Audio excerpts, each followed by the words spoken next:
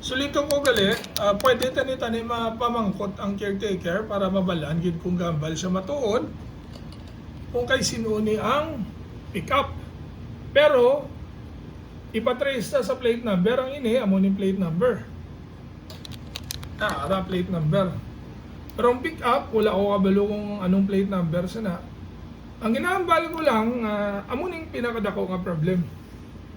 Ang guard sang una 9 to 10 patay din suga, pating nini sa garahe di ko patay ang suga. So lately pag aeroplane ko kay Sheila about this one, nag-send ko siya CCTV sa Facebook, nagibot ko nagsiga na siya masing gabi. Amo na dulong-dulong na di. Tapos wala di ko yung idea kung gaano ang guard, basta magabi ara na siya. Sometimes early makita ko di sa bintana, pero mostly sa gabi wala na di siya. Hindi ko na siya makita sa bintana. So, nag-presume ko nga tulog siya. Pero galing ang concern ko lang, hindi kitulog siya or mata.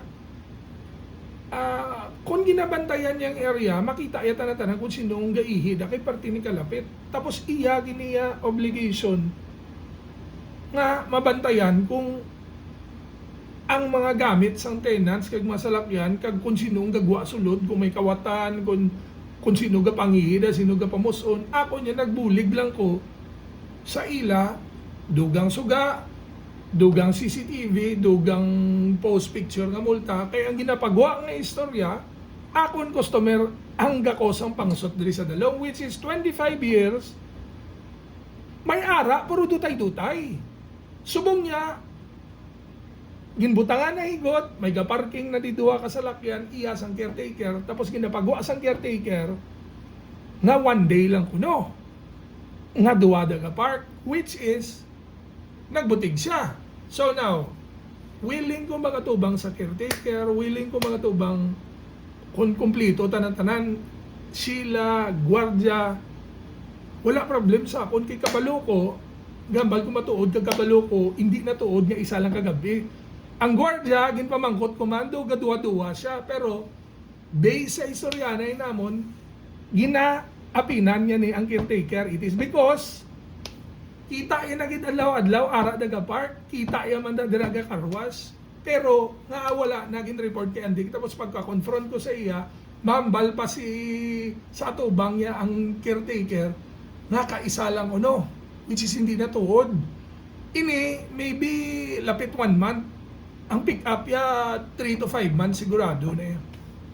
So now, para mabalaan ang tutuod, kuhaan ta plate number, tapos ipabamang ko doon, tapos sino tagiya sina, tapos willing ko magstorya sa ila tanan-tanan na to bangay. It is because last few days ago, ginpamangkot ko lang siya about sa pick up, naninggit siya, ginambalan niya ko mga lain nga mga word, pero na-record ko to tanan-tanan, kag maybe ipablatter ko siya. It is because kung may natabo sa akon, why ko kontra?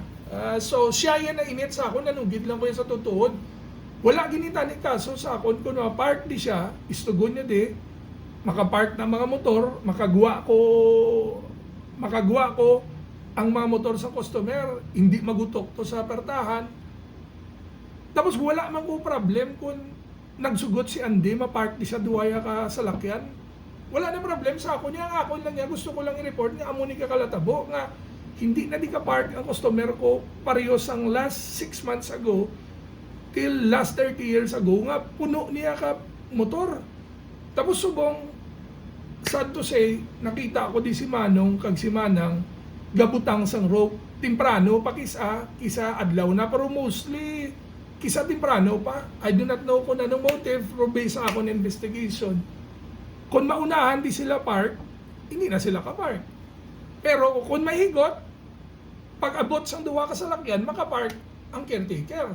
Which is, amo ni ang gusto ko isugit sa kay Andy, tapos ipa-investigate sa kay Rojas nga security agency kung sino sa amon gambal matuod. Ang guard, ako, kag i-check naman sa CCTV. Kay kabudlay ni gambal ko kay Sheila kisa there are things nakita ko kay Sheila, duway siya gapati sa akon.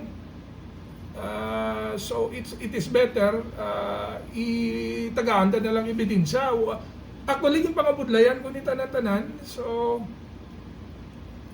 kaya maipit ko sinisa kay Andy, tapos nahuya ko, taas sa respeto ko siya, lapit na ko di 30, 30 na guro katuig, I do not know, wala man ko di ka cause problem, even once, so subong lang niyo.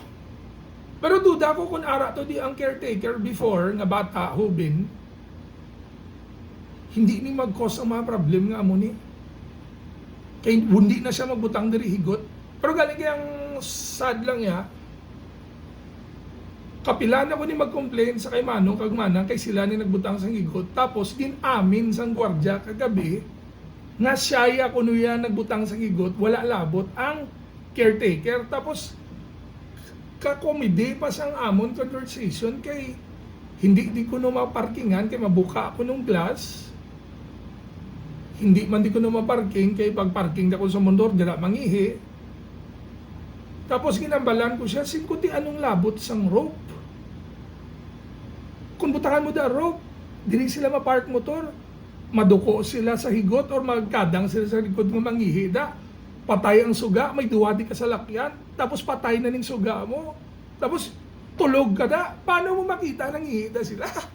So useless, meaning sila gapalusot sila, nga higot, gimbutangan nila higot tungod sa ihi, which is not true. Amo nang ginapabutyag ko, sulit-sulit.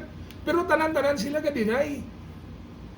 Gabuligay para hindi madakpan ang mga amo nga ginapakubra. Pero why pa ko natapos sa damo pa. So now,